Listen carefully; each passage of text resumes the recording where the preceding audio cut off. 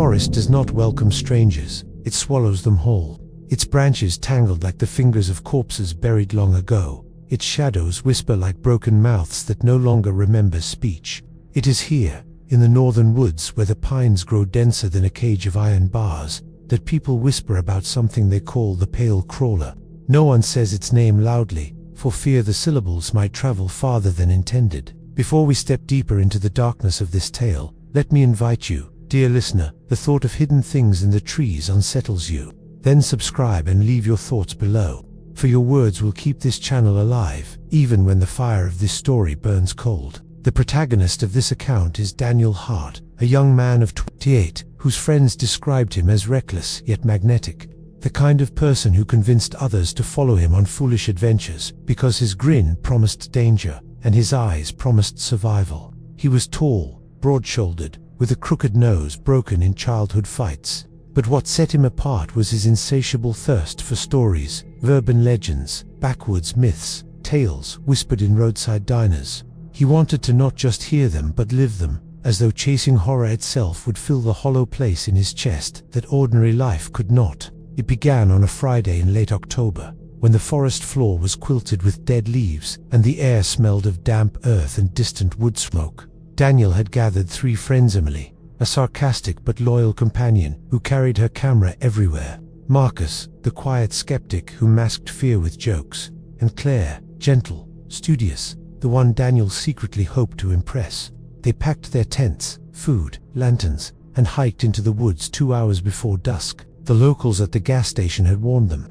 One old man with trembling hands muttered, "Don't go past Miller's Creek after dark. That's where it crawls." When Marcus laughed, the man did not. His eyes, watery and unfocused, fixed on Daniel like a nail hammered into wood. "It don't walk like us, don't look like us, crawls faster than you can run. And if it knows you've seen it, you won't come back the same." Emily had recorded that warning with glee, certain it would make good footage for her online channel. Daniel, however, tucked it away in his memory. He did not believe, not truly, but the unease wrapped around him nonetheless, like an invisible coat. The group set up camp by the creek as night descended. The forest was not silent, it never was. Crickets sawed their legs, owls called in hollow tones, the water hissed softly against rocks. Yet the deeper the night grew, the more it seemed those natural sounds thinned, leaving stretches of stillness to complete, as if the world itself held its breath. Around the fire, they roasted marshmallows and told jokes, but Claire noticed Daniel kept glancing toward the tree line. "You're waiting for it, aren't you?" she teased. "For what?" Daniel asked. "The monster, whatever that old man was talking about." Marcus snorted. "Please, probably just a coyote with mange." But Emily leaned forward, her camera pointed at Daniel. "Tell us, fearless leader, what exactly are we supposed to be afraid of?" Daniel thought of the man's eyes, and the word crawler. He said softly, "Something pale, something that doesn't walk." The fire cracked, spitting sparks into the air. That was when they all heard it, the crunch of leaves, not from the direction of the creek, but from the trees. It was subtle at first, like a deer stepping carefully, but the sound grew irregular, as though weight shifted in unnatural rhythm. Emily raised her camera, whispering, "Do you hear that?" "Yes," Claire said quickly. Standing, her hand brushed Daniel's arm, and he felt the tremor in her touch. Marcus forced a laugh. "It's just an animal, relax." But his voice cracked, betraying him. The sound came closer, a dragging, a pull, as though something heavy crawled belly first across the ground, scattering leaves in its wake. Daniel rose, his eyes fixed on the darkness between the trunks, and then he saw it, or thought he did. A pale shape low to the earth, slithering unnaturally fast, before vanishing behind a tree. He blinked hard, heart hammering, uncertain whether his eyes betrayed him. "Did you see that?" he whispered. Emily was still recording, her camera trembling in her hands. I think so." Claire grabbed his sleeve. "Daniel, let's go, please." But Daniel, reckless as ever, stepped toward the trees. The forest air was colder here, carrying with it the copper temps of something metallic, almost like blood. The firelight behind him flickered, dimming as shadows thickened. He saw nothing now, no creature, no movement, just stillness. And yet the silence pressed against his ears until he swore he could hear his own blood rushing. Then, a whisper. Not words exactly, but the shape of breath, raspy and wrong. as though lungs, unused to speaking, had tried. Daniel stumbled back, pulse roaring. "We're not alone," he said. The group argued, Marcus demanding they stay, Emily insisting they capture proof, Claire pleading for retreat. Daniel stood torn, but deep down, something inside him thrilled with a dark, dangerous curiosity. When they returned to the fire, the woods seemed to exhale again, filling with insect calls as though mocking their fear. Yet none of them laughed. None of them truly relaxed. That night, as the others slept in the tent, Daniel lay awake staring at the canvas above him, replaying that pale flicker in his mind. He told himself it could have been a trick of firelight, an illusion, or some animal mistaken for something else. But even as he thought it, he felt a weight pressing against the edge of his thoughts, a certainty that the old man's warning had been real. And just before sleep claimed him, he heard it again. The dragging sound, closer this time, circling the tent. Lives disturbed by something that moved without footsteps. He held his breath, eyes wide in the dark, listening as the sound paused right by his ear, just inches beyond the thin wall of fabric. There, in the silence, he swore he heard it whisper. One long exhale, one wordless hunger, and Daniel realized the Plae Crawler had already found them. Daniel woke to the sound of silence, a suffocating absence of the forest's natural rhythm. The chirping, the rustle of nocturnal life all gone. It was the kind of silence that had weight, pressing down on the canvas of the tent until it felt like the fabric might collapse inward. He propped himself up on his elbows, heart still hammering from the whisper that had haunted his dreams. For a moment, he thought perhaps it had been nothing more than the drift of sleep playing tricks on him. But then he saw Emily's wide eyes glinting in the dim glow of her phone screen. She was awake too, frozen, holding her breath as if any sound would summon what they both knew was outside. Marcus stirred, muttering, "What time is it?" His voice was too loud in the vacuum of night. Daniel hushed him sharply, his finger pressed against his lips. Claire, curled tightly in her sleeping bag, whimpered softly, as though she had been pretending to sleep but could no longer hold it. The dragging sound began again. Leaves shifted and crunched as something enormous yet low to the ground moved slowly around their tent, circling them as a predator circles prey. Each scrape and pull was deliberate, too methodical to belong to a deer or bear. Daniel's throat was dry, but he whispered, "It's out there."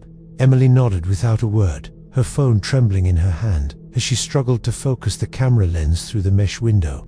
The glow of the fire outside had all but died, leaving only faint embers that pulsed red like a dying heartbeat.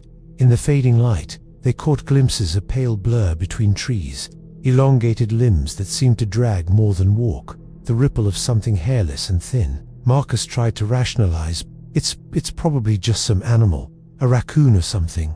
His voice cracked with desperation, betraying disbelief in his own words. Daniel hissed, "Does a raccoon drag its body like that?" His words tasted metallic, like fear-given voice. Claire pressed her face into her knees, muttering, "Please, let's leave. Please.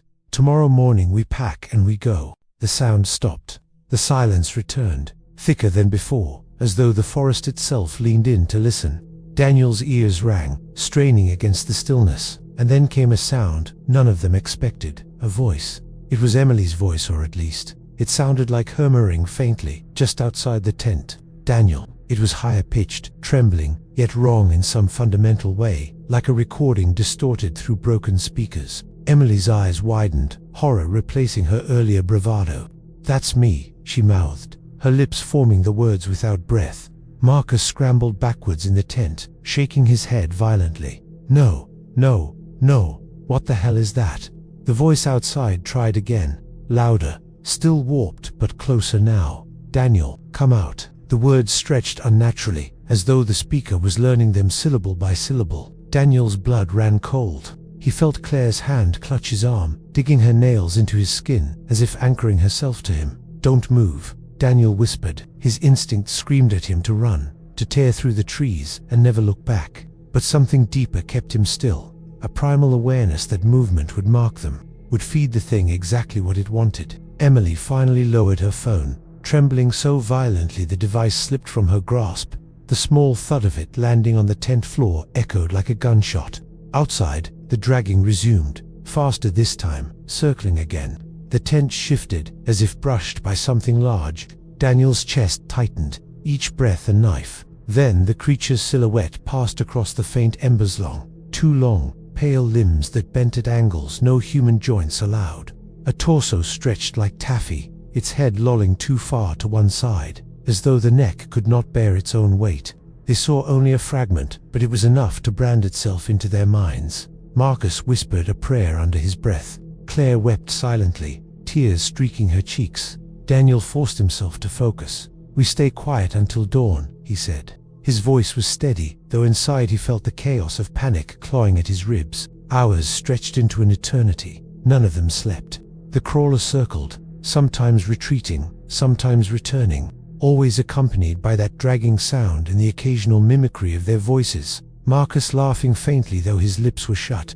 Claire whispering Daniel's name while her eyes stared in terror. Each time the sound was close enough to feel the vibration against the ground. Finally, after what felt like days, the first grey wash of dawn crept into the tent. The forest stirred again, birds calling hesitantly, insects resuming their endless chorus. The silence broke, and with it came a fragile relief. When Daniel finally unzipped the tent, he found the campsite untouched. No prints, no blood, no broken branches. Only the faint outline of something wide and shallow pressed into the leaves around their tent, circling again and again, too irregular to belong to any known animal. Emily retrieved her phone with shaking hands, eager to see if she had captured anything in the darkness. But when she replayed the footage, the screen showed nothing but static during the moments the crawler circled. The audio, however, remained, and as they huddled together, they heard the sound of dragging leaves, followed by Emily's own voice calling Daniel's name in that distorted, broken cadence. Claire clapped her hands over her ears. "Turn it off," she cried, her voice raw. Daniel reached for the phone, his jaw set. The recording was proof, undeniable, but also a curse. Hearing that mimicry in daylight only reminded him that the creature did not vanish with the sun, it merely retreated, waiting for nightfall to return. Emily's bravado was gone. Her face was pale as chalk. "What if it follows us?" she asked. "What if it doesn't let us leave?" Marcus kicked at the dirt. "Then we don't stay another night. We're leaving now." But Daniel wasn't so sure. As he stared at the faint circle pressed into the earth, he felt something shift inside him. The pale crawler had marked them. He didn't know how, but instinct told him they were already entangled in something larger, something that would not let go simply because they walked away. And when he looked back into the woods, the trees seemed to lean closer, their shadows darker, as if the forest itself. The decision to leave was unanimous, though none of them dared to say aloud that they were running. They packed quickly, each motion clumsy with exhaustion, their hands trembling as they fumbled with zippers and straps. The morning light was thin and grey, and though the forest sang again with birds and insects, the sound felt hollow, like a performance staged to disguise something lurking just behind the curtains. Daniel insisted on dousing the fire completely, though it had been nothing but ashes. He ground the embers under his boot until smoke stopped rising, every movement purposeful, ritualistic, as though trying to erase the night before. Emily tied her hair back, her face drawn and colorless, and Marcus shouldered his pack with a muttered curse. Claire clung to Daniel's arm, pale from lack of sleep, her eyes darting to every rustle in the trees. They set out along the trail that had led them here. At first, there was relief in the routine of walking, the crunch of boots over dirt, the snap of twigs. The morning breeze smelled of pine and damp earth, grounding them in a reality they could almost believe was normal. Marcus kept muttering, "We just get back to the car, and it's over. Done. Forget it ever happened." Emily didn't reply. Claire whispered prayers under her breath. Daniel walked in silence, his senses stretched taut like strings, each sound pulling at him. The trail curved, dipped, and wound upward, through a slope they remembered climbing only the day before. They followed it for nearly an hour before something shifted in their awareness, subtle at first, then undeniable. The trees looked too familiar. A fallen log with a bright splash of fungus lay across the path. Daniel stopped cold. He had stepped over that log yesterday. He knew the shape of the fungus, the dark streak of sap staining the bark. Marcus bumped into him. "Why are you?" He followed Daniel's gaze, then swore no way. Claire squeezed Daniel's hand tighter. "It's the same place," she whispered. They pressed on, faster now, trying to shake the dread clawing up their throats. But the trail betrayed them. Another half hour, and they emerged again at the very same clearing, their own campsite. The circle of ash where the fire had been still smoldered faintly, though Daniel had stomped it out completely before leaving. Emily dropped her pack, stumbling backwards. No, no, no, no. We've been walking straight. We have. Marcus tore off his hat and flung it to the ground. This is bullshit. It's the woods messing with us. We must have taken a wrong turn. He scanned the tree line wildly. We just go the other way. So they tried again. This time they veered sharply off the trail, cutting through underbrush, ignoring the scratches from branches that lashed their arms. They pushed deeper into the forest, choosing direction over path, desperate to break free of the invisible snare. Hours passed, the sun rising higher, shadows shrinking. Sweat streaked their faces, their shirts clung damply to their skin, and yet when they stumbled out of the thicket, lungs burning, they found themselves standing once more at the campsite. The ashes, the tents they had collapsed and packed. The faint circle pressed into the dirt. It was all there, waiting. Claire fell to her knees, sobbing into her hands. Emily paced in small, frantic circles, muttering, "No way, no way, no way." Marcus kicked at the ground until his foot hit something buried. He yanked at it furiously, dragging a half-burned branch from the dirt. He held it up, his face twisted with rage and fear. "It's the same damn place. We can't get out." Daniel felt hollow. His stomach churned, his tongue tasted of copper. He scanned the trees, searching for some break, some variation, but the forest pressed close on all sides, endless and identical. Worse still, he could not shake the feeling that it was not the forest that bent around them, which was the crawler, reshaping the paths, warping reality itself to keep them here. The hours wore on, fatigue crushing them. By mid-afternoon they collapsed in the clearing, too drained to argue further. Marcus sprawled on his back, his chest heaving.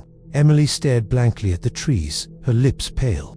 Claire lay with her head on Daniel's lap, silent tears carving lines through the dirt on her face. The wind picked up, leaves rustled, carrying with them a smell none of them recognized. It was faint, metallic and rotten, like meat left too long in the heat. Daniel stiffened. "Do you smell that?" he whispered. Emily nodded slowly, her face twisting with disgust. Marcus sat up, his anger extinguished, replaced with dread. The smell grew stronger as the sun dipped lower, shadows lengthening once again. Claire sat up suddenly, her eyes wide. "Do you hear that?" At first, Daniel heard nothing beyond the rustling of branches. Then it came, the dragging. Distant at first, then closer. The fire was no longer a protector, just a fragile memory of heat, barely clinging to life in the form of glowing embers that pulsed faintly like the heartbeat of something dying. Every breath of wind threatened to snuff them out, and with each flicker, the shadows grew taller, bolder, leaning in as if the forest itself longed to consume them. Daniel sat rigid, eyes locked on the edge of the dark, where he had seen that pale, bent form crouching, dragging, watching. His grip on the charred branch had loosened, ash crumbling between his fingers, but still he held on as though letting it go would mean surrender. Claire leaned against him, her sobs quiet now, reduced to soft tremors that traveled through her body into his arm. She had stopped asking if it was gone. She knew better. They all did. Marcus paced again, muttering curses under his breath, the jagged stick he carried snapping in his hands as his agitation built. Emily sat across from him, face hollow, eyes swollen, whispering prayers to a god she wasn't even sure she believed in anymore. The tapping had stopped for now, but that made it worse somehow. The silence that replaced it was suffocating, like the pause before a predator pounced.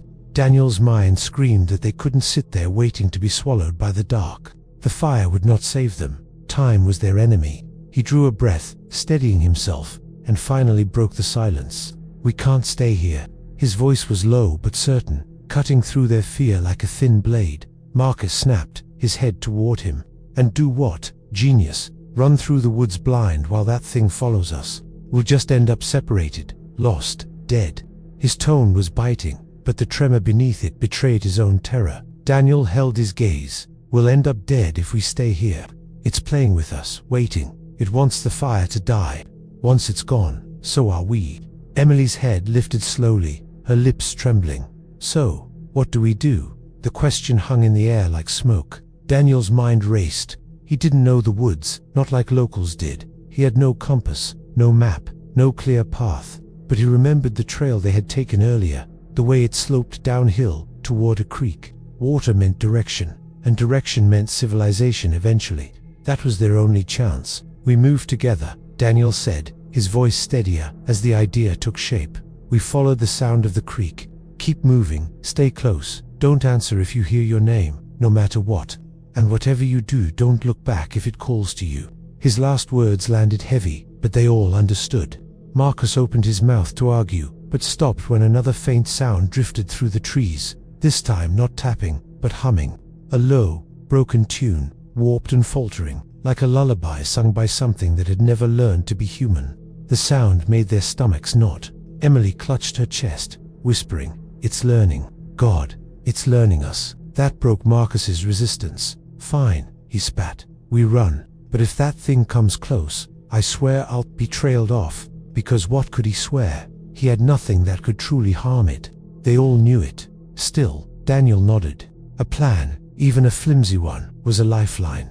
They gathered quickly, stamping dirt over the last embers, as if erasing evidence of their presence would buy them even a fraction of safety. Claire clung to Daniel's hand with a grip so tight it hurt, but he welcomed the pain. It was real, grounding, unlike the nightmare around them. They stepped beyond the circle of firelight, swallowed immediately by the forest's pitch. The air was colder there, wetter, carrying the scent of moss, rot, and that faint metallic temps that made bile rise in their throats. Daniel led, ears straining for the distant trickle of water he hoped was still there. Each step was cautious, deliberate, the crunch of leaves beneath their shoes thunderous against the silence. The darkness pressed against their eyes, forcing them to imagine shapes, faces, movement where there was none or where there was. Every few paces, Daniel swore he heard something just behind them, a shuffle too slow to be human. Minutes bled into each other, time meaningless beneath the canopy. Finally, faintly, Daniel caught at the sound of running water. Relief nearly buckled his knees. "This way," he whispered, pulling Claire gently. The others followed, hope flaring briefly in their chests. But hope is dangerous in a place like that. The humming returned, closer now, and with it came a second sound, laughter. Not joyous, not human, but brittle, hollow, fractured, like a recording played on broken tape. The laughter shifted in pitch, cracking into Emily's voice, then Marcus's, then Daniel's own. The forest filled with the grotesque chorus of their voices, mocking them, urging them to falter. "Don't listen," Daniel hissed, though he felt the urge to collapse under the weight of it. Emily's sobs grew louder, her steps faltering. Marcus grabbed her arm, half dragging her forward, muttering, "Keep moving, keep moving." Claire's nails dug into Daniel's palm, anchoring herself to him, as though letting go meant she would vanish. The creek appeared at last, silver in the scraps of starlight, water rushing quietly over smooth stones. Relief surged through them, but it lasted only a moment. On the opposite bank, something moved, pale, jointed, hunched low, its limbs unfolding like broken scaffolding. Its head tilted, and though they couldn't see its eyes, they felt its gaze. The humming cut off instantly, replaced by silence so profound it seemed to swallow the sound of the creek. Daniel's heart thundered. The creature stood between them and wherever safety might lie downstream. He realized then that perhaps it had herded them here, driven them toward this place all along.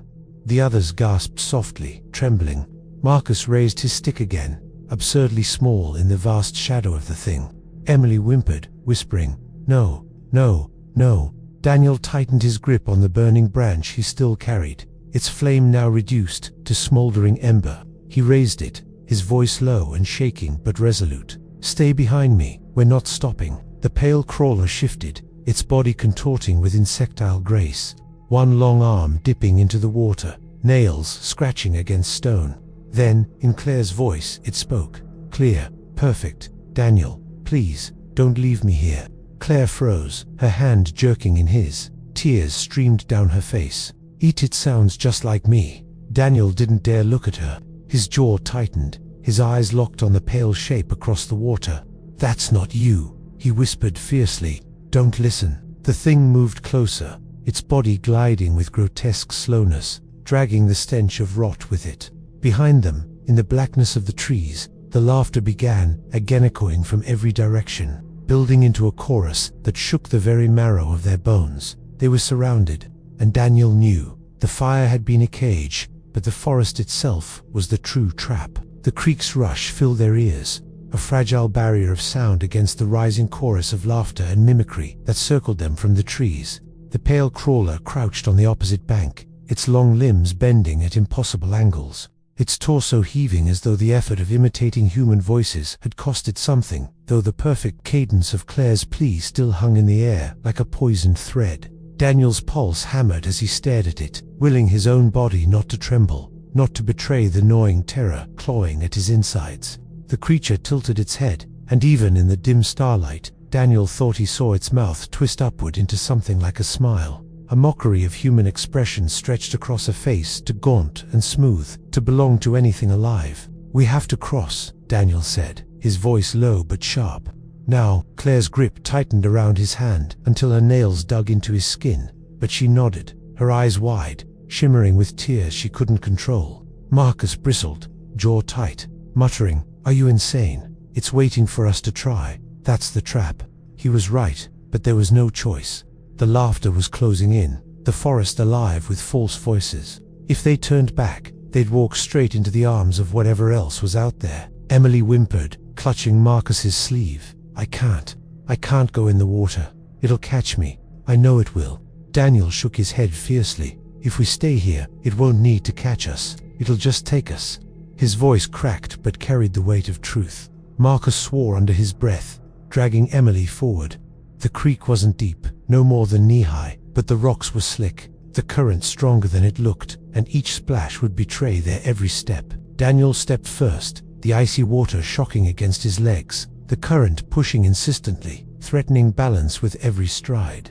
Claire followed, clutching him like he was the only thing anchoring her to reality. Behind them, Marcus half-shoved Emily into the water, his free hand gripping his stick as if he could strike the shadows themselves. The laughter shifted, growing frantic, overlapping, until it was no longer distinct voices, but a wall of sound. And then, as if orchestrated, it stopped. Silence slammed down on the forest. The pale crawler moved. It unfolded itself with nightmarish elegance, rising to its full, grotesque height. Its limbs arched spider-like, its torso swaying as though boneless, and then it began to step into the creek. The water hissed against its skin as if it rejected the thing's presence, and the smell of iron and decay rolled across the current like steam.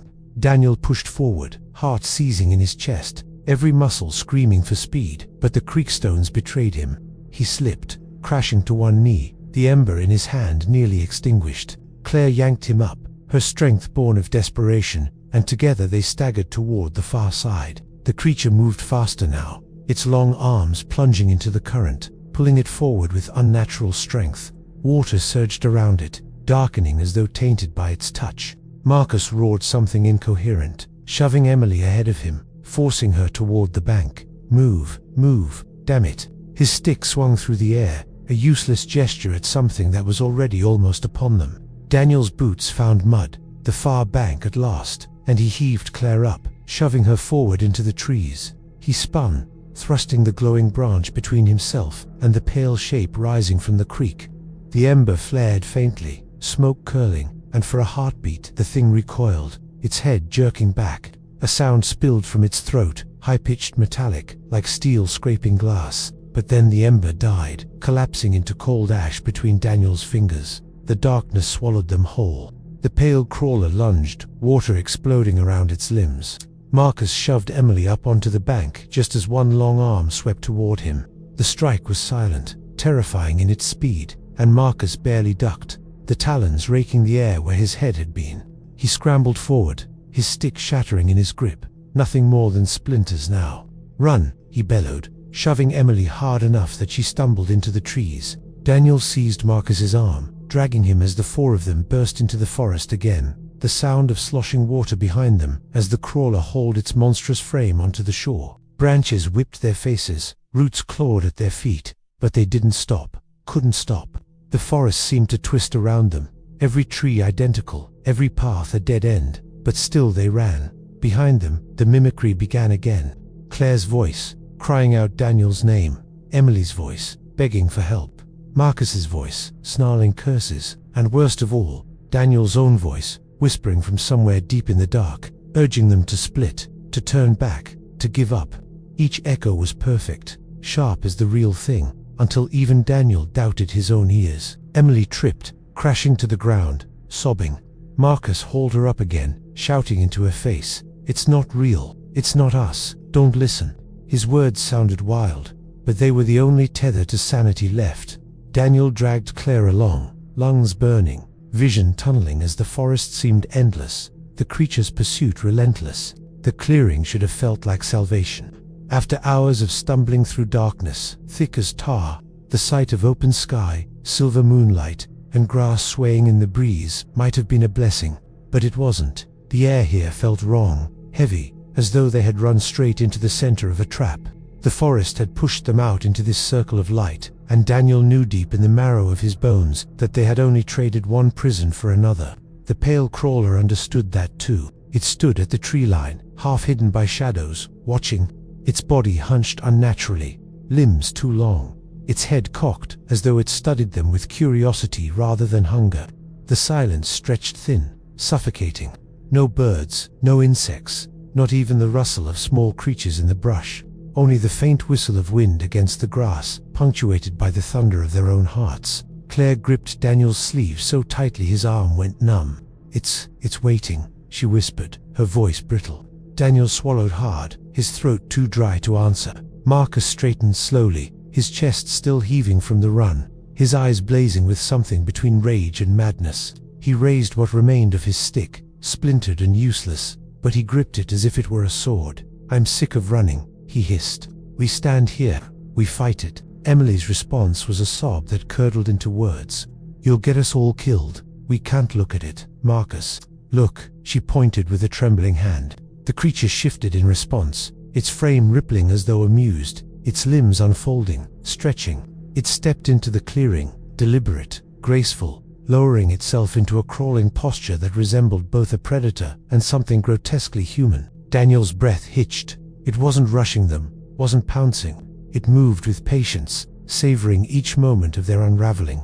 Its pale skin gleamed faintly under the moon, and the sound of its joints bending was audible, a sickening crackle that set Daniel's teeth on edge. "It's playing with us," Daniel muttered, barely aware he'd spoken aloud. The pale crawler stopped at the center of the clearing, lowering itself onto its hands and feet, its back arching in a way that almost resembled a bridge. And then, in the silence, it spoke, not in words, but in voices. Their voices. Daniel, Claire's voice, perfect, warm, desperate, spilled from its throat. Then Marcus's roar, "Run." Emily's broken prayer, whispered. Daniel's own voice, calling Claire's name. The sound overlapped, layered, a chorus of mimicry that filled the clearing like a twisted choir. The sound broke something inside them. Claire pressed her hands over her ears, sobbing. Emily collapsed, curling into herself, rocking back and forth. Marcus shouted into the noise, "Shut up! Shut up!" He hurled his broken stick at the creature. It clattered harmlessly in the grass at its feet. The mimicry stopped instantly. Silence fell like a blade. The pale crawler straightened, tilting its head toward Marcus, and then it moved. It was fast. Unbelievably, inhumanly fast. One moment it crouched yards away, the next it was upon them, its pale limbs spidering across the grass. Marcus shoved Emily behind him, raising his fists in defiance. The thing reared back, its hand lashing out like a whip, and struck him across the chest. The impact lifted him off his feet, sent him crashing to the ground with a wheeze of air forced from his lungs. Claire screamed. Daniel surged forward without thinking, grabbing the only weapon he had left, the ember-blackened branch, dead but still solid. He swung with everything he had, connecting with the thing's arm.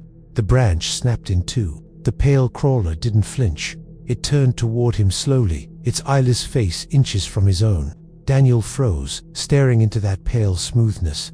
The faint suggestion of veins pulsing beneath the skin, the small twitching of its mouth. And then it spoke again, but this time only in his voice. "Daniel." One word, drawn out, intimate, crawling across his nerves like ice water. Claire grabbed him, yanking him back just as the creature's hand shot forward, claws carving through empty air where his head had been. Daniel stumbled, dragging her with him. Marcus coughed blood, struggling to rise. "Run," he rasped again, weaker this time, but the command sparked Daniel's legs into motion. He seized Claire's wrist, pulled Emily to her feet, and together they bolted for the opposite side of the clearing. The pale crawler gave chase, but not with urgency. It moved in great loping strides, circling, cutting them off, before they reached the trees. Every time they turned, it was there, herding them like livestock. Daniel's chest heaved as he realized the truth. It didn't just want to kill them. It wanted them to exhaust themselves, to tear apart their will until death felt like mercy. Emily collapsed again, sobbing. "We're never getting out, we're never." Marcus hauled her up with sheer force, spitting blood, his face twisted with fury. "Shut up and move." But even as he shouted, his legs buckled. Daniel saw the damage. Long red gashes slashed across his chest, where the creature had struck him, his shirt torn and soaked. Marcus was bleeding badly, his strength leaking out with every step. The pale crawler circled once more, then stopped at the edge of the clearing, lowering itself into the grass, still watching, waiting. It could have finished them all in seconds. The restraint was worse than violence. It was savoring this. They sprinted, dragging Emily between them, Marcus stumbling but forcing himself onward. Behind them, the pale crawler rose again, its limbs unfolding, its posture straightening like a puppet pulled by invisible strings. It began to walk toward them slowly, deliberately, as though it already knew there was nowhere they could hide, that it couldn't follow. Still, the cabin loomed closer, its warped door hanging crooked, its windows black hollows.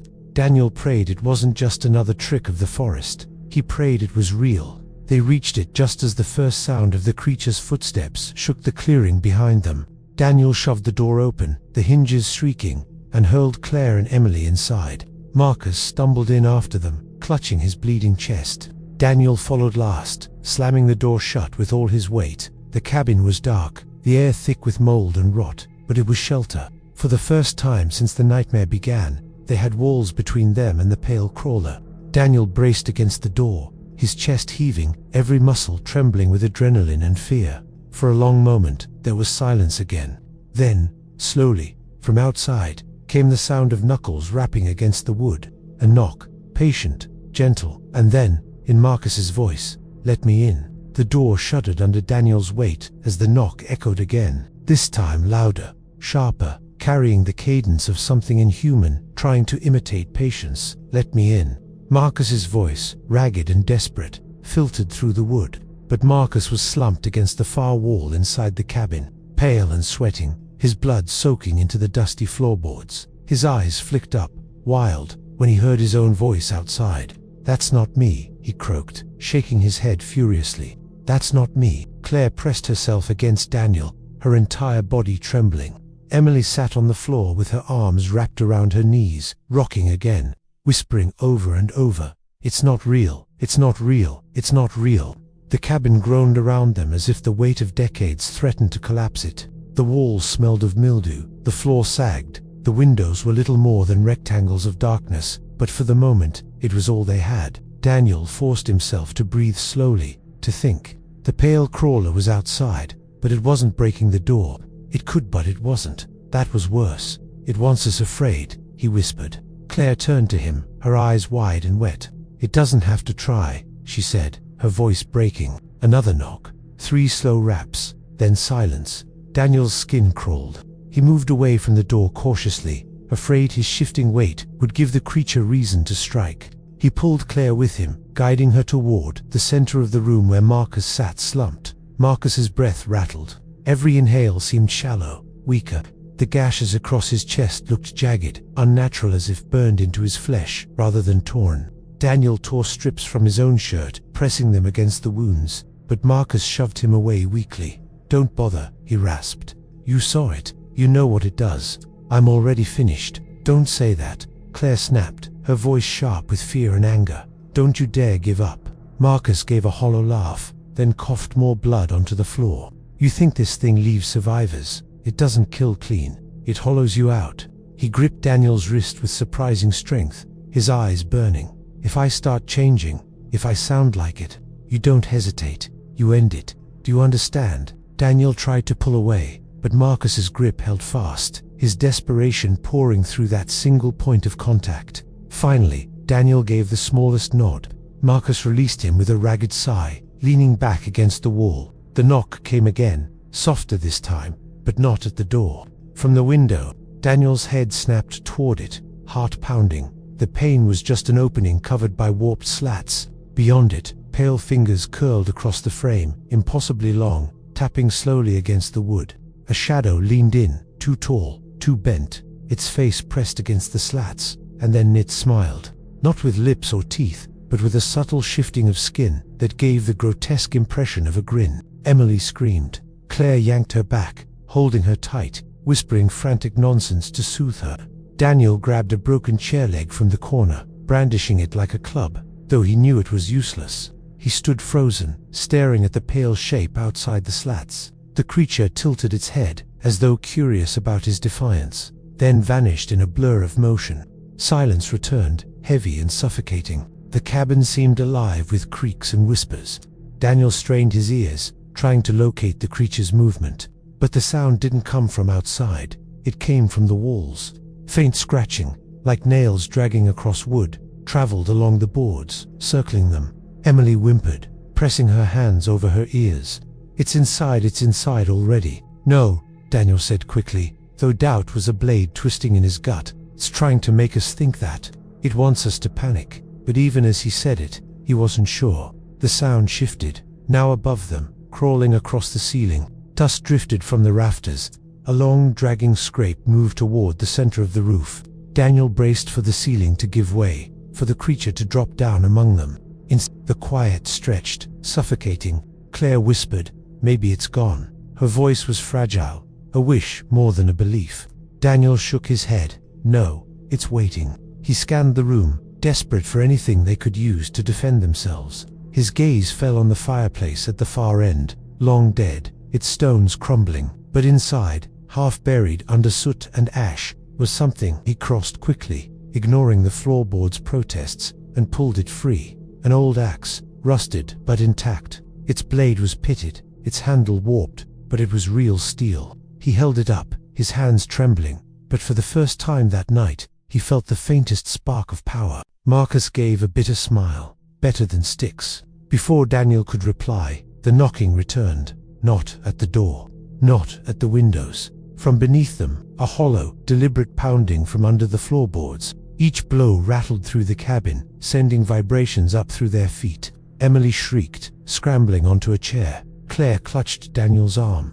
The pounding grew faster, harder, as though the creature were burrowing its way up. Dust sifted from between the planks, filling the air with the choking taste of rot and earth. Then, as suddenly as it began, it stopped. The silence that followed was worse. Daniel's grip tightened on the axe. Sweat stung his eyes. Claire whispered, "What is it doing?" No one answered. From the corner of the room, Marcus let out a low laugh, soft at first, then growing louder. Claire's head snapped toward him. Marcus, his laughter broke into coughing, then into words. But they weren't his words. They weren't his voice. Daniel, it was the same intimate whisper the Plae Crawler had used before. Marcus's lips moved, but the sound that came out was not his own. His eyes rolled back, his chest convulsed. The wounds across his torso pulsed, dark veins spidering outward from them, spreading under his skin. He clutched his head, screaming, his voice twisting through different pitches, different tones until it wasn't his at all. Emily shrieked and bolted for the door. Daniel lunged, grabbing her before she could fling it open, holding her back with desperate strength. "No, that's what it wants." She kicked and fought, sobbing, "He's changing, he's changing." Marcus thrashed on the floor, his body contorting. His voice shifted into Daniel's again, pleading, kill me now." Then into Claire's, weeping, then into Emily's, begging. His body jerked, his eyes snapping open black now, glossy and empty.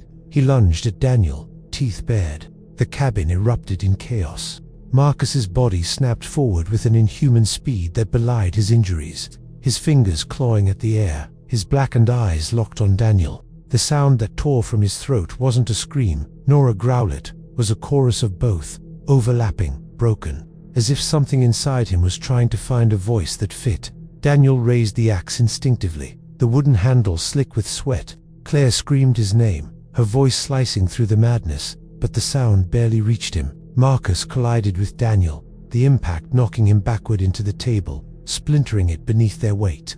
Dust and wood fragments exploded around them.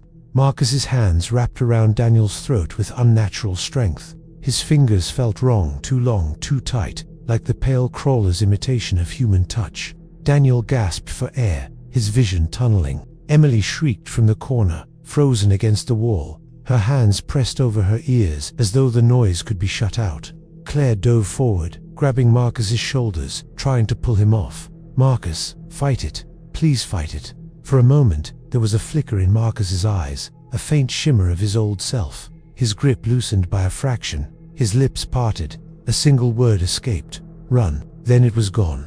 His mouth stretched into a grotesque grin, his jaw unhinging too far, skin cracking as it did. A wet, tearing sound filled the cabin. Daniel, with the last surge of strength he could summon, swung the axe upward. The blade bit deep into Marcus's shoulder, burying itself into flesh and bone. A scream, half human, half monster, ripped through the air. Marcus staggered back, his grip breaking. Black ichor spilled from the wound, thick and stinking like burned tar. He didn't fall. He kept moving, twisting, changing. His body jerked violently, bones snapping in ways they shouldn't, his arms elongated, his spine curved unnaturally, his face stretching. It wasn't a clean transformation, it was raw, agonizing, as if the Plae Crawler itself was trying to wear him like a suit. But the human body resisted.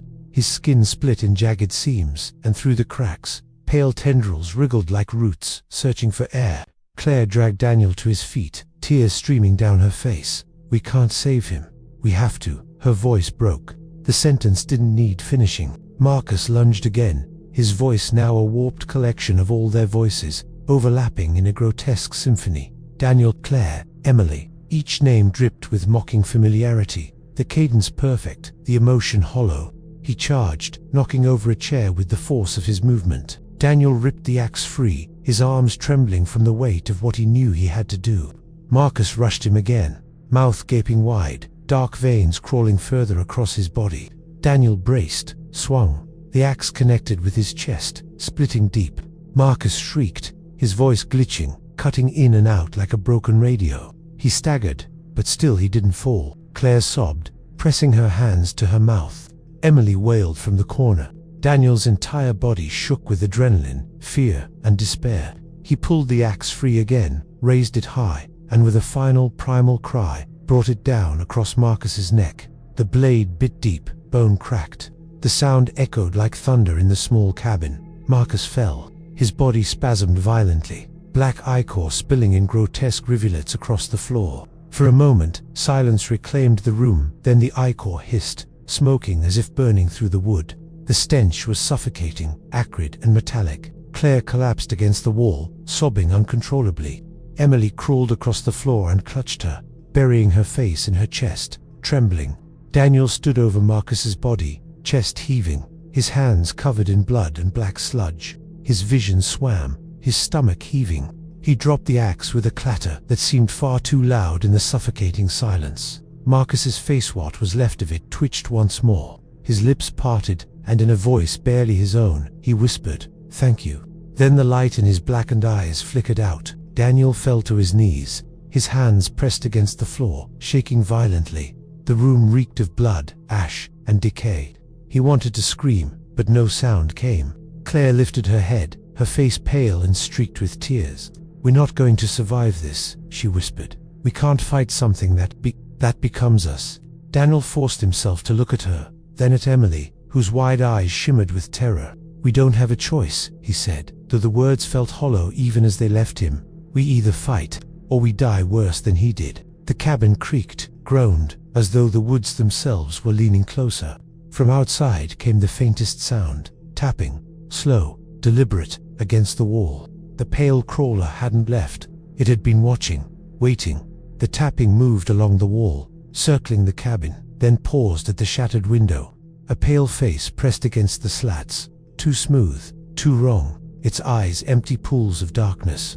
It tilted its head at the scene inside the blood, the broken bodies, the ruined survivors, and it smiled. Claire clutched Emily tighter.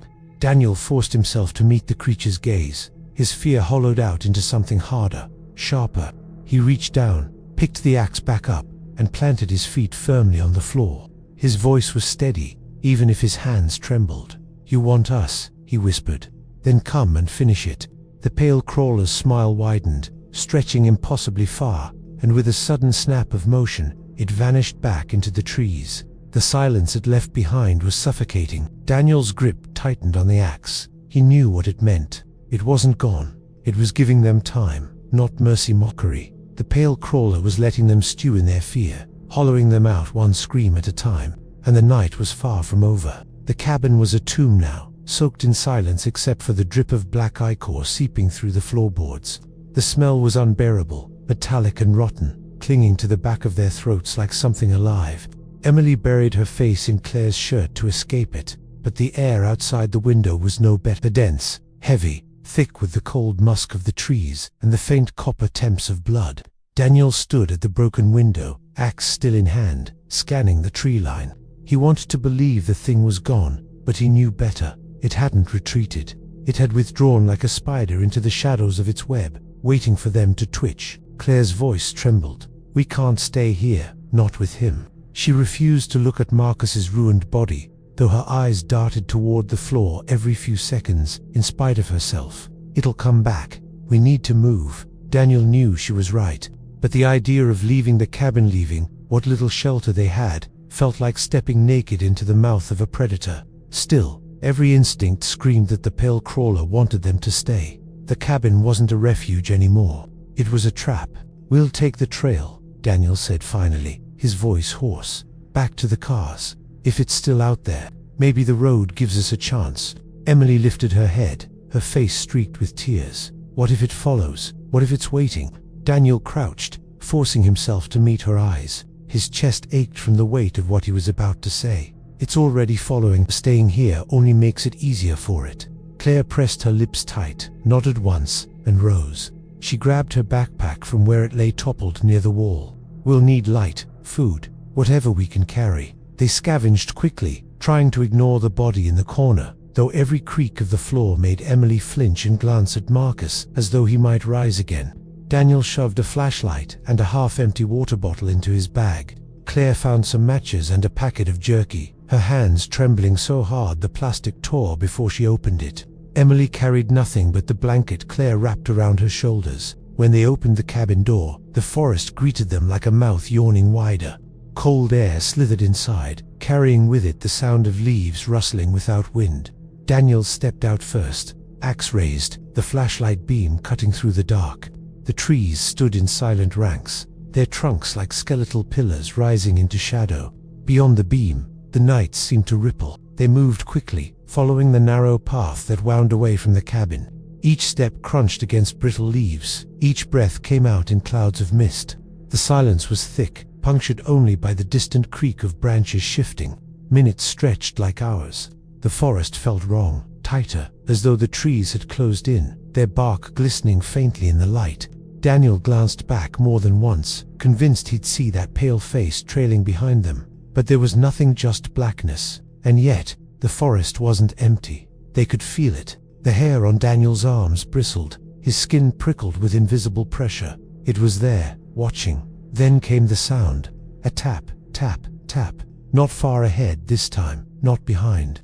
The pale crawler wasn't following it, was leading. Claire froze, her hand tightening on Emily's shoulder. "It's toying with us," she whispered. "No," Daniel muttered, his throat dry. "It's steering us." The path stretched forward, narrow and winding. And now that he thought about it, Daniel realized he didn't recognize this part of the trail. They had come this way earlier, hadn't they? He tried to picture the bend of trees, the fallen log they'd passed hours ago, but nothing looked familiar.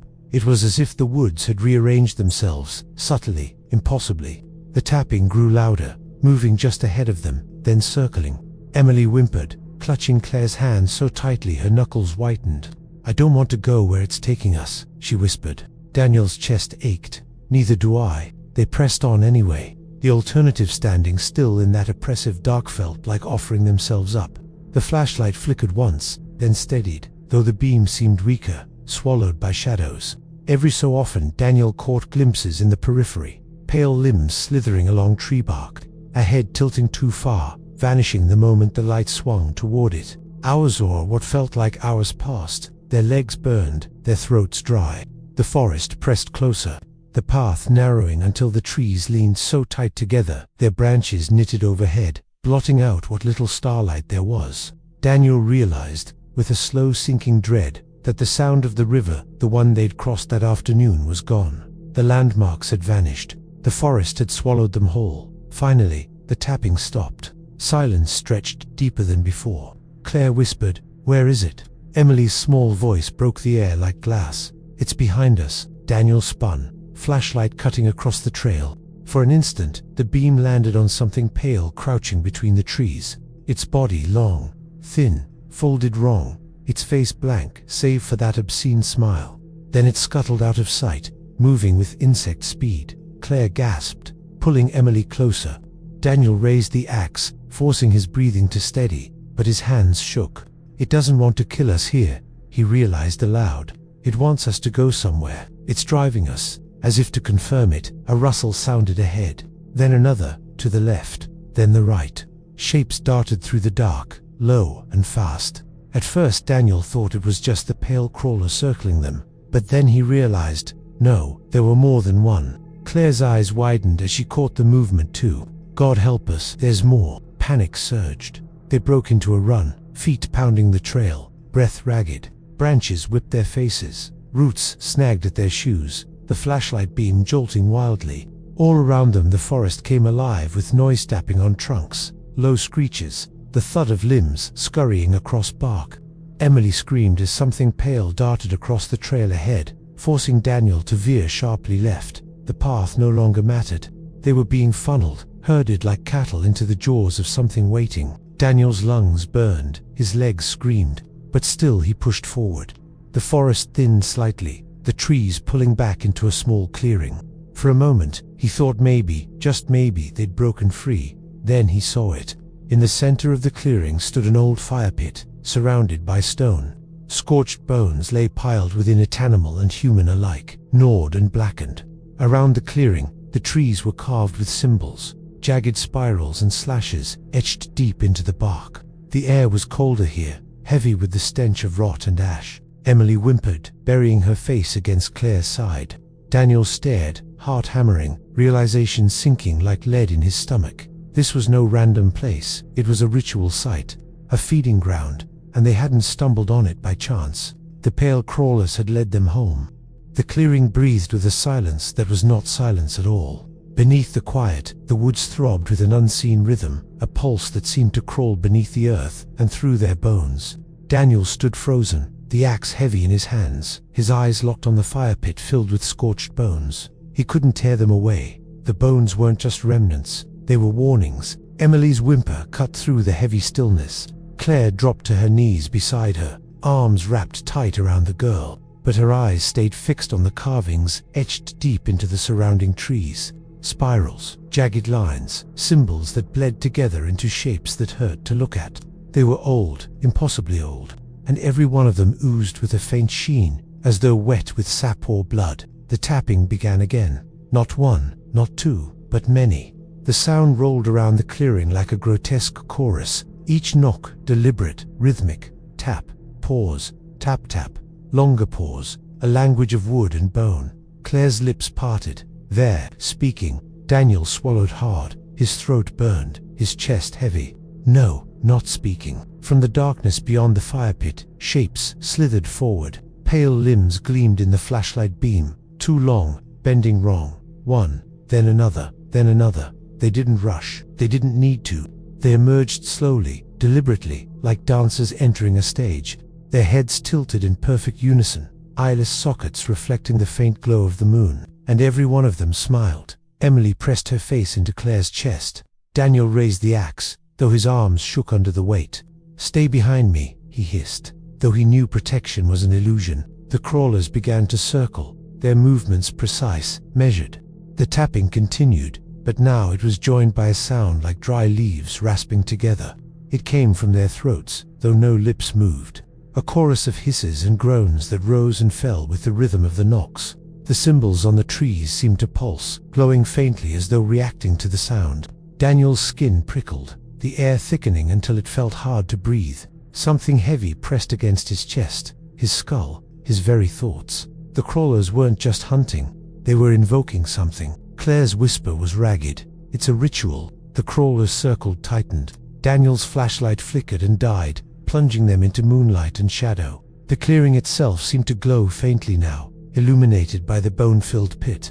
In the pale light, Daniel could see more detailed scraps of fabric clinging to the bones, teeth marks etched deep into them. Not all of them were old. Some still glistened with marrow. Daniel's mind reeled. We can't let them finish. But how could they stop them? There were too many. Dozens of them now, limbs jerking and contorting, their bodies folding backward and sideways in ways no spine should bend. They moved as though pulled by invisible strings, as though they were marionettes dancing for something unseen above. One broke from the circle. It crawled low on all fours, its limbs spider-thin, dragging itself closer to the fire pit. Then, with a sudden jerk, it snapped upright. Its mouth opened wider than humanly possible, stretching until the skin split at the corners, and it let out a sound that was not a scream but a call, high, piercing, vibrating the air itself. The others answered, their voices layering, rising until the woods shook. Emily clapped her hands over her ears, sobbing into Claire's shoulder. Claire gritted her teeth, her arms locked tight around the girl, her body trembling. Daniel staggered back, the axe slipping in his grip. His teeth buzzed, his bones rattled with the sound. And then he saw it movement in the pit. The bones shifted. At first, he thought it was an illusion. But no, they moved, rattling together, scraping against one another, as if stirred by invisible hands. The crawlers leaned closer, their smiles stretching. The ritual wasn't summoning something from above, it was awakening something below.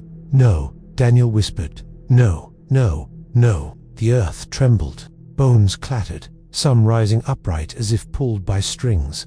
A skull rolled from the pit, jaw snapping open and shut in grotesque mimicry of speech. A ribcage twitched, then split, spilling ash that pulsed like living flesh. Claire's eyes widened, tears streaking down her face.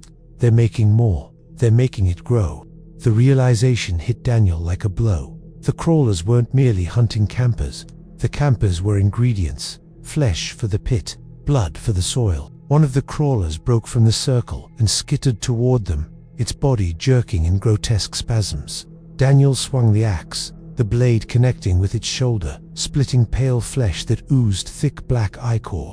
The creature screamed not in pain but in mockery. The others echoed, their voices rising in hideous harmony. Daniel yanked the axe free, black blood spattering his face. He turned to Claire and Emily. Run. Claire's eyes widened. Where? Anywhere, he barked. But even as he said it, the circle tightened, crawlers darting forward, herding them toward the pit. Every path was cut off. The clearing itself was a cage. Emily sobbed louder. Claire held her tighter, backing against Daniel, who raised his axe again, though his arms ached, his lungs burned. The earth shuddered harder. The pit erupted in a plume of ash and bone. A shape rose within it, not a crawler, not human, but something larger, older. A skeletal figure formed from hundreds of fused bones, its skull massive, crowned with twisted horns. Ash billowed from its hollow chest, eye sockets glowing faintly with a pale light. The crawlers fell to their knees, their grins stretching impossibly wide. The hissing chorus rose higher, their bodies shaking with reverence. Claire whispered, her voice breaking, "Oh God, it's their God." Daniel tightened his grip on the axe, though his whole body shook. Then we kill it before it kills us. The words felt absurd, even as they left his mouth. The bone figure raised a massive arm, claws scraping the air. The trees groaned, bending inward, as if the forest itself obeyed its command. The crawlers bowed low, tapping their heads against the earth in unison. Emily screamed, a sound so sharp and raw it seemed to split the night. The bone god turned its hollow gaze toward her, and Daniel felt something inside him crack. The ritual was complete, and they weren't witnesses anymore. They were the offering. The clearing groaned beneath the weight of the thing rising from the pit. The skeletal figure towered above them, assembled from the remains of dozens, maybe hundreds of devoured souls. Its movements were slow but deliberate, each motion sending cascades of ash raining down like black snow. The horns on its skull curved upward like antlers, jagged and sharp, scraping the moonlight. Its empty sockets glowed with pale fire, each flicker casting grotesque shadows across the clearing. The pale crawlers bowed, their limbs splayed wide, their torsos pressing against the earth. Their grins had widened into rictus masks of reverence, as though their flesh strained to contain the joy of witnessing their god's rebirth. They tapped the ground with their skull-like heads, a steady rhythm that reverberated deep into the soil, a heartbeat for the abomination above. Claire clutched Emily, her face streaked with tears, her body shaking uncontrollably. Emily's sobs had turned to silent gasps, her small frame trembling with terror too deep for sound. Daniel stood before them, the axe raised, his muscles taut with the final reserves of his strength. He knew he could not win, but he also knew he would not surrender. The bone god's massive hand stretched outward. It didn't reach for him. It reached for Emily. No. Claire screamed, her body jerking forward, shielding the child with everything she had. Daniel swung the axe with a guttural roar, aiming at the skeletal arm. The blade struck with a crack that sent vibrations racing through his bones, nearly wrenching the weapon from his grip.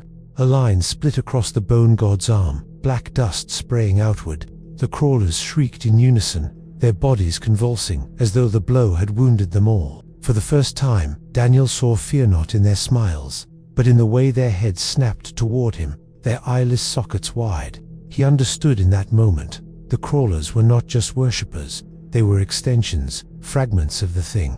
Damaging it meant damaging them. But the bone god did not fall.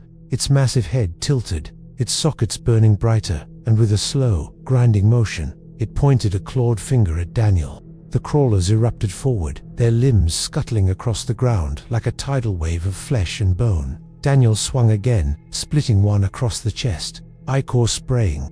Another lunged onto his back, claws digging deep into his shoulder. He roared in pain, slamming himself against a tree to shake it off. Claire ran, but there was nowhere to run. The clearing had closed around them. The crawlers drove them toward the pit, toward the gaping maw of their god. Claire's eyes locked onto Daniel's, tears streaming. "We can't fight it, we don't fight it," he rasped, blood dripping from his shoulder. "We burn it." His gaze flicked to the pit, their ashen remains, still glowing faintly. The brittle dryness of the bones, the trees surrounding them, their bark etched with symbols, slick with resin and blood. It was fuel, all of it. Claire understood instantly. She scrambled for Emily's backpack, fumbling with shaking hands. Inside was the last can of lighter fluid they had carried for campfires. Not much, but maybe enough. She doused the nearest tree, the acrid scent cutting through the heavy stench of ash. Daniel hacked at the crawlers, buying her seconds, every swing slower, weaker. His arms trembled, his chest heaved. One wrong move, and they'd drag him down. Claire pulled a matchbook from her pocket, the one Daniel had shoved there before the trip.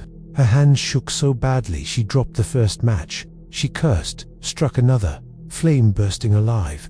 For a moment, its fragile glow seemed like salvation. The crawlers saw it. Their smiles vanished. For the first time, they screeched not in worship, but in fury. They lunged for her. Daniel threw himself between, the axe swinging wildly, his body a shield. "Do it," he bellowed. Claire pressed the match to the resin-soaked bark. Fire roared up the tree with terrifying speed, flames devouring the carved symbols, black smoke curling upward into the night. The crawlers shrieked, their bodies spasming, as if the fire burned them directly. The bone god raised its massive head, sockets blazing, a sound like grinding boulders tearing from its hollow chest. It reached for the burning tree, its skeletal claws trembling as if trying to smother the flames. But its hand passed uselessly through the fire. The symbols burned away, and with them, its power. "Another one," Daniel roared. Claire struck another match, lighting a second tree. Flames leaped higher, sparks raining down on the clearing. The circle of symbols collapsed, one by one, consumed by fire. The crawlers wailed, collapsing to the ground, their limbs twisting, their bodies convulsing as smoke poured from their mouths. Their pale flesh cracked, splitting open like overcooked meat, black ichor bubbling as they shriveled in the dirt. The bone god staggered, its massive body swaying. Bones cracked and fell, ribs splitting apart, skull fragments tumbling into the pit. Its hollow gaze locked onto Daniel, burning with hate or hunger. With a final thunderous motion, it lunged. Daniel met it head-on, swinging the axe in a desperate arc. The blade slammed into its skull as fire consumed the clearing. The god's form shattered, collapsing into a storm of bones and ash that erupted skyward, a column of smoke and sparks tearing into the night. The force blasted Daniel backward, slamming him to the ground, his vision blurred, lungs burning with smoke. He coughed, staggered, but the sound of wailing crawlers was gone. Only the crackle of fire remained. Claire crawled toward him, dragging Emily, both coughing violently, eyes streaming. She reached Daniel's side, her trembling hands grasping his bloodied arm. "Daniel," he groaned, struggling to rise. "Is it over?" The fire consumed the clearing, devouring the pit, the bones, the symbols. The sky above glowed red with embers, the trees snapping in the heat. The crawlers were gone. The god was gone. For now. Claire pressed her forehead against his, sobbing with relief. Emily clung to them both, her small body shaking. But as the flames roared and the woods burned, Daniel heard it faint, distant, a tapping, slow, patient, tap, pause, tap tap. His blood ran cold. The fire might destroy this clearing, but the pale crawlers were not bound to one place. They were older than fire, older than memory, and somewhere, in another part of the forest, the rhythm was starting again. He pulled Claire and Emily close, his voice ragged, broken. "We need to keep moving.